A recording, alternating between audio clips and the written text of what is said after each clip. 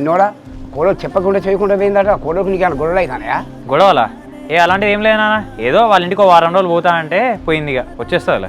సరే బిడ్డ, అట్లా పోనీ కామన్ పోయి రాలి వారు అవ్వగారింటి కాడ ఎవరు పోవాల్సిందే. కానీ ఏమన్నా విషయంలో చెప్పు, మరి దాచిపెట్టుకోకు. అలాంటిది ఏం లేదు నాన్న, నేను ఇలాగో జాబ్ ట్రయల్స్నే ఉన్నా కదా, జాబ్ రాగానే నేను తను కలిసి హైదరాబాద్ వెళ్ళిపోతాం. సరే చిన్నోడా, మీరు సంతోషంగా ఉన్నా మాకు కూడా సంతోషమే. కానీ ఏమైనా గొడవ అయితే మాత్రం మాతో చెప్పు. గొడవలు ఇట్లా ఏం లేదు నాన్న, అయినా మనకు తెలియదు దాని గురించి, ఆవేశం ఎక్కువ అని తెలిసిందే కదా, అయితే అది నడుస్తూనే ఉంటుంది అంతే. అట్లా కదా తమ్ముడు, మొదలు పెట్టేటప్పుడు చెప్పకుండా పోయిందట, అట్లెందుకు పోవాలరా మరి? అదా అన్న, మొన్న జాబ్ విషయంలో డబ్బుల విషయంలో చిన్న గొడవైంది, ఏదైనా కోపమో చెల్లింది. తర్వాత ఫోన్ చేస్తే 1 వారం రోజుల్లో వచ్చేస్తా అని చెప్పిందిలే. సరేరా తమ్ముడు, ఏదైనా ఉంటే మాకు చెప్పు, మనసులో పెట్టుకుని మాత్రం బాధపడకు. అలాంటివి ఏం లేదన్న, అయినా అలాంటివి ఏమైనా ఉంటే మీకు చెప్పకుండా ఉంటాను ఇప్పుడు. ఇదేమో ఫోన్ చేస్తే ఫోన్ ఎత్తలేదు, అటు అమ్మ వాళ్ళకేమో అడిగితే అబద్ధం చెప్పిన.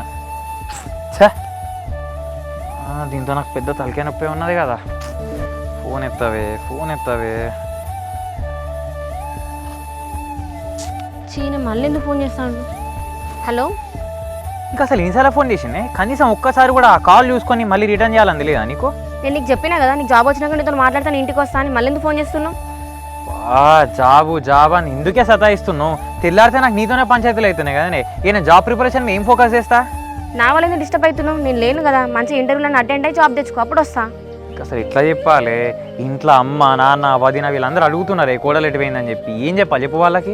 ఇగో నువ్వు మీ వాళ్ళకి ఏం సమాధానం చెప్పుకుంటూ నాకు అనవసరం. వస్తే నేను హైదరాబాద్కి వస్తా, అక్కడ ఇంటికైతే అసలు రాను. ఇప్పుడు నీకు ఇక్కడ ఉంటే ఏమి ఇబ్బంది అవుతుంది?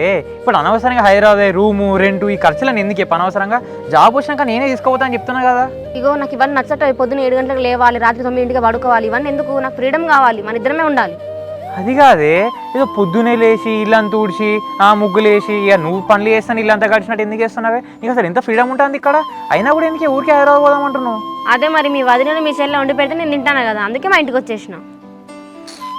ఇంకో మంచిగా చెప్తున్నా, గట్టిగా 1-3 నెలలు ట్రై చేస్తా, ఖచ్చితంగా జాబ్ కొడతా. నువ్వైతే ఇంటికి వచ్చుండు.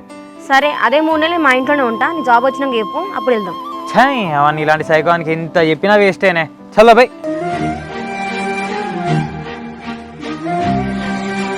ఇట్లయితే బుద్ధి వస్తుంది. జాబ్ చేయకుండా ఏం చేయకుండా ఇదే ఊర్లో ఉందని చూస్తున్నాను.